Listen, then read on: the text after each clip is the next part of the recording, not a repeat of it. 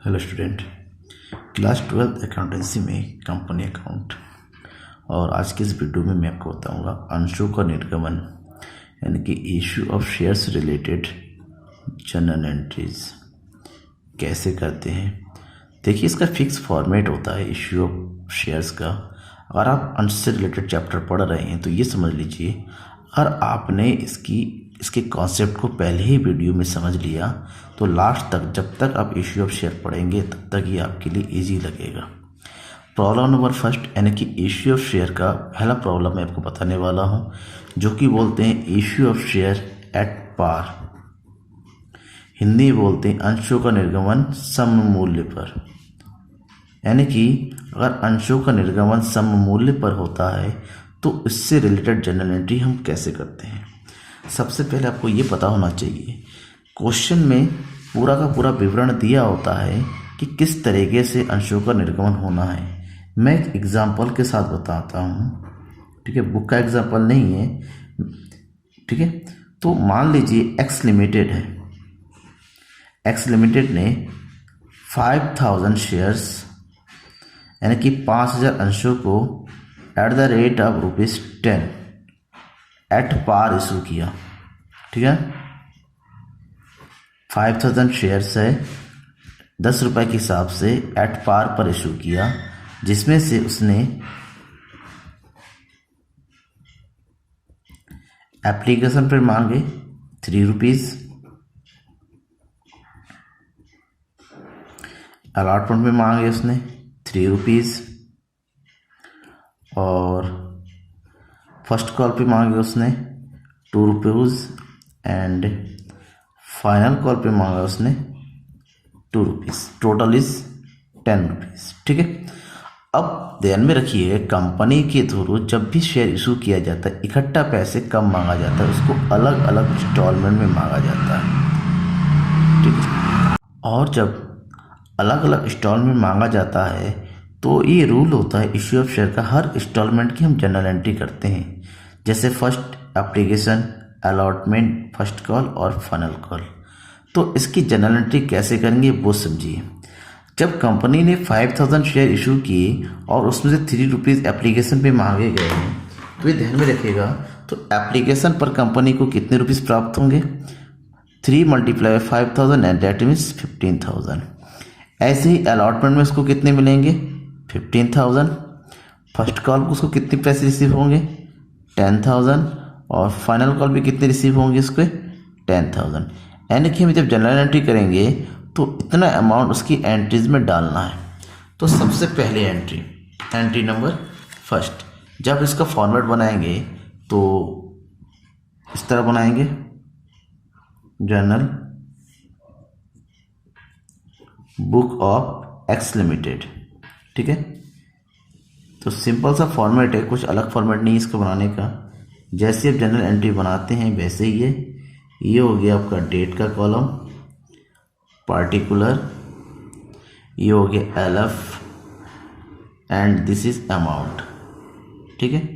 तो ये हो गया आपका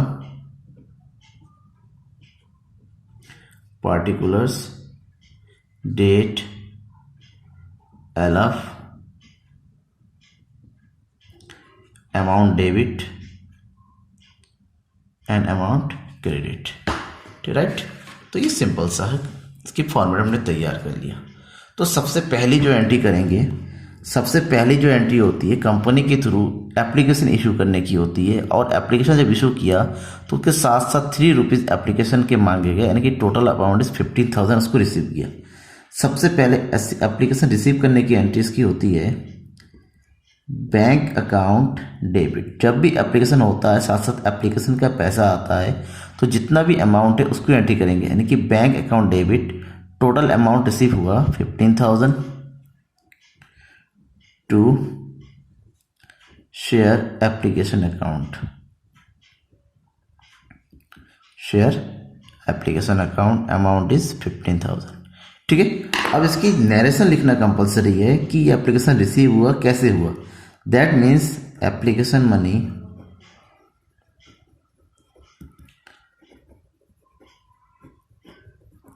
फॉर 5000 shares ₹3 रिसीव्ड। ठीक है, ये इसका नरेशन हो गया, यानी कि जो एंट्री करते हैं वो एंट्री क्यों करते हैं, किस लिए करते हैं, इसके बारे में लिखना कंपलसरी है। अब जो भी एप्लीकेशन में पैसा रिसीव हो गया, ये सारा का सारा अमाउंट, टोटल ऑफ अमाउंट हमेशा कंपनी के शेयर कैपिटल अकाउंट में ट्रांसफर होता है। तो सबसे पहले हम शेयर कैपिटल, उसके बाद जो है इसको शेयर कैपिटल में ट्रांसफर करने की एंट्री करेंगे, यानी कि ये एंट्री है share application account debit 15,000 to share capital account. ठीक है, ध्यान में ये रखना है आपको कि बैंक की रिसीव करने के बाद यहाँ पर शेयर कैपिटल में ट्रांसफर करने की एंट्री होती है। तो इसकी एंट्री करेंगे हम, इसमें नरेशन लिखना है application money transfer to share capital account. ठीक है, अब जब एप्लीकेशन की एंट्री होती है तो एप्लीकेशन की एंट्री करने के बाद हम बारीक एंट्री करते हैं अलॉटमेंट की। एप्लीकेशन की एंट्री की फर्स्ट एंट्री बैंक अकाउंट होती है, लेकिन अलॉटमेंट की पहली एंट्री अलॉटमेंट मनी ड्यू करने की होती है।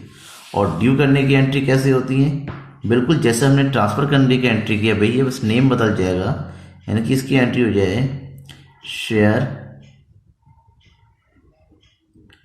Allotment account debit, amount is 15,000 to share capital account 15,000, that is called due करने की एंट्री, अलॉटमेंट ड्यू। ऐसे लिखेंगे अलॉटमेंट मनी ड्यू, मतलब ये हुआ कि अलॉटमेंट का पैसा मिलना है, यानी कि इतना भी आना है।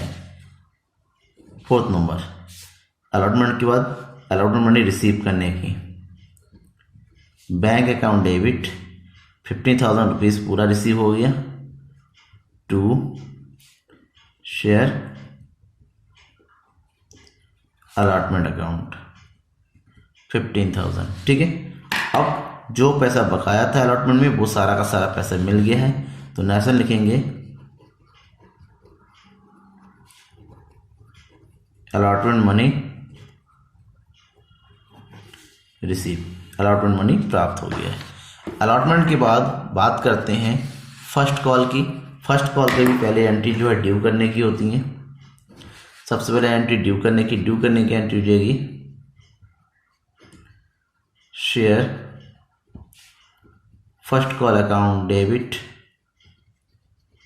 To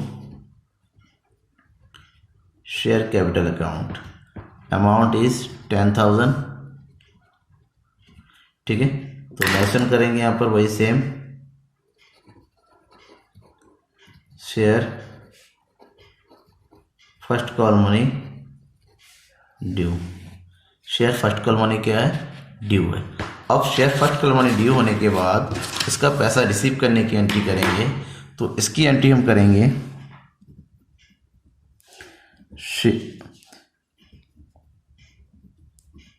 bank account debit to share first call account, amount is 10,000। ठीक है, नरेशन क्या लिखेंगे, नरेशन लिखेंगे first call money received, right. इसके बाद लास्ट इंस्टॉलमेंट में भाई ड्यू करने की एंट्री करेंगे। सबसे पहले ड्यू करने की एंट्री होगी share final call account debit, amount is 10,000 to share capital account 10,000। Narration final call money due, और जो फाइनल कॉल मनी है उसको रिसीव करेंगे। रिसीव करने की entry bank account debit 10,000 to share final call account 10,000. That means share final call money